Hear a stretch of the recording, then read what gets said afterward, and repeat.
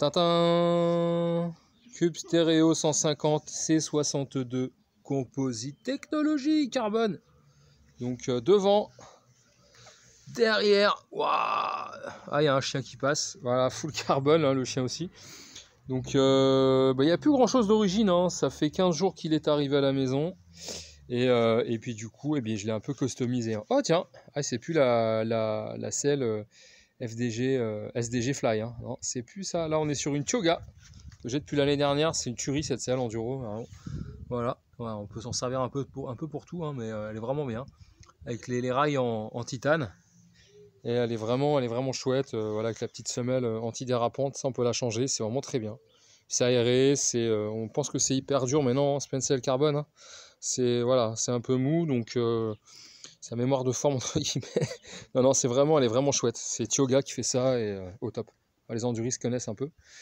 Voilà, donc on peut continuer avec le poste de pilotage qui n'est plus d'origine, hein. Donc avant en fait dessus il y avait un race face. Voilà, mais là c'est un carbone Next en 780. Avant c'était donc un turbine alu. Voilà, on a gagné un petit peu. Puis moi j'aime bien la rigidité aussi. Voilà, avec les poignées Ori, hein, j'ai enlevé les poignées cubes qu'il y avait dessus. On a mis également des protège-mains. Enfin, j'ai mis des protège-mains. J'étais le seul à bricoler dessus. Voilà, des petits protège-mains AVS noirs. Les stickers jaunes, je les ai virés. Hein. Moi, jaune, c'est pas mon truc. Voilà, donc c'est très propre. Hein. Ça protège bien les freins Shimano XT. Alors, avant, j'avais des doubles pistons qui freinaient déjà très bien. Hein. On est sur la gamme XT qui est vraiment extraordinaire. Ouais, voilà, hein, c'est pas du Saint ni du XTR, mais honnêtement c'est très bien. Et puis bah du coup, vu qu'ils ont ressorti les 4 pistons, je me suis dit on y va. Et honnêtement, ça pile, hein. Déjà que les XT avant double piston pilaient bien, mais alors là en 4 pistons. Donc on a voilà, un plus gros et un plus petit, un peu comme chez SRAM. Mais honnêtement, ça envoie du lourd. Et c'est pas du SRAM, on reste chez Shimano avec de l'huile minérale qui est vraiment, enfin du liquide de frein, pardon. Minéral, on n'est pas sur du dot ni rien, en entretien c'est le top, c'est vite fait bien fait comme on dit, et voilà, donc poste de pilotage on a fait le tour, avec la potence Atlas, hein. Potence Atlas, donc avant c'était en 35 mm, voilà, un 35 par 35, très courte, on est quand même vachement mieux dessus en fait, surtout quand on descend, un peu relevé au niveau de l'angle, 0,4 je crois sur celle-là de mémoire. Et avant, donc d'origine, avec le cintre turbine, c'était une potence Raceface A-Effect, donc par contre en 50 mm, donc beaucoup plus longue, un peu cross-country, j'ai pas compris là pour un enduro, mais bon, le but c'est de personnaliser un petit peu, hein. On fait tout ça aujourd'hui.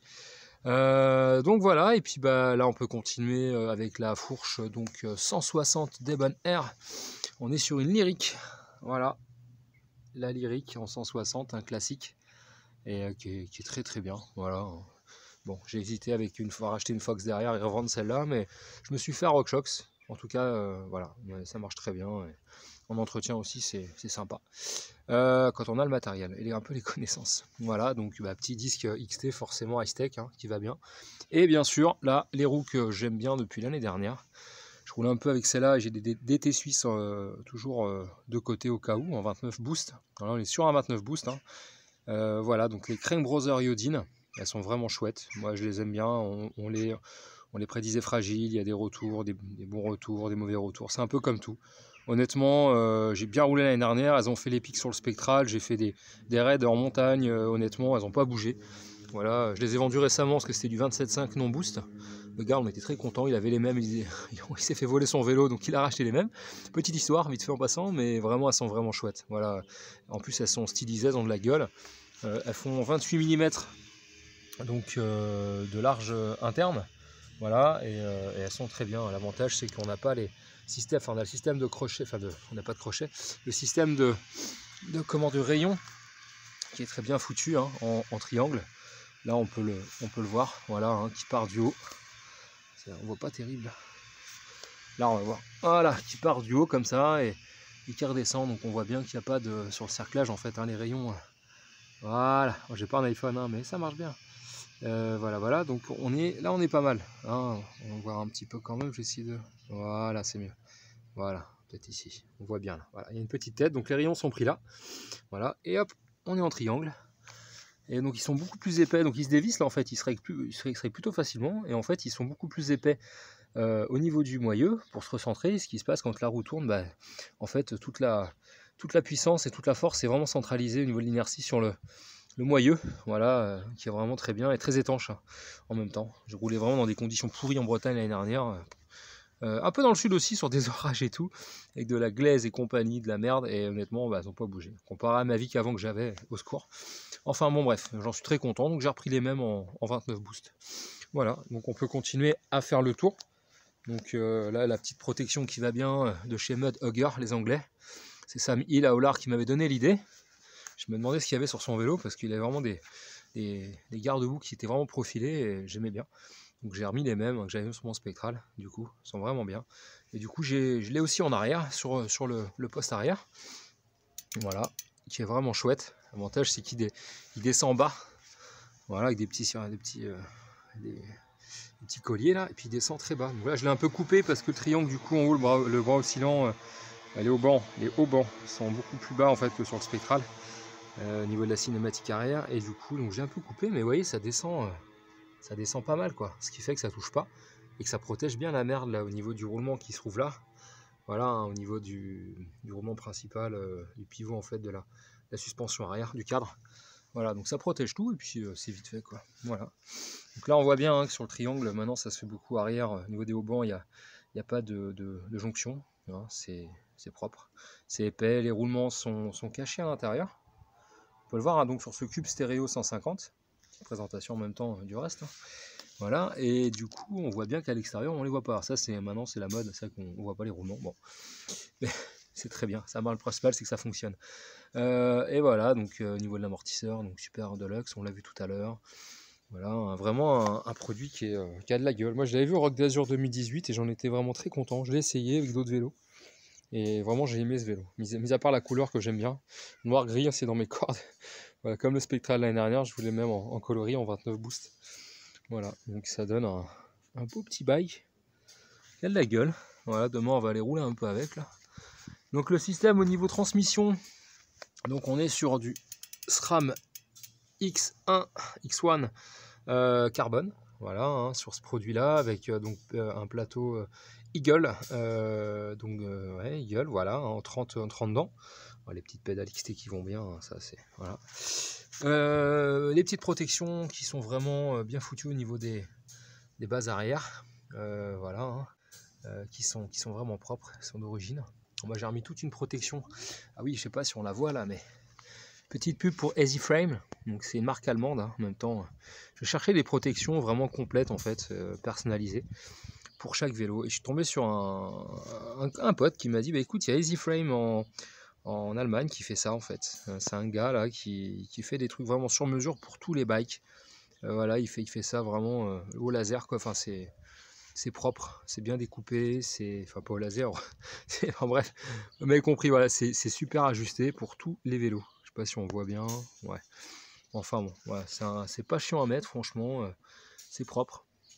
J'en ai mis partout, même en bas, au niveau de la Protec. On voit rien là. Bon, c'est pas grave, allez, on continue. Donc voilà, donc on était sur le Eagle. Donc Eagle, hein, voilà, que la chaîne Eagle GX. Et donc le petit dérailleur en GX qui est vraiment très très bien.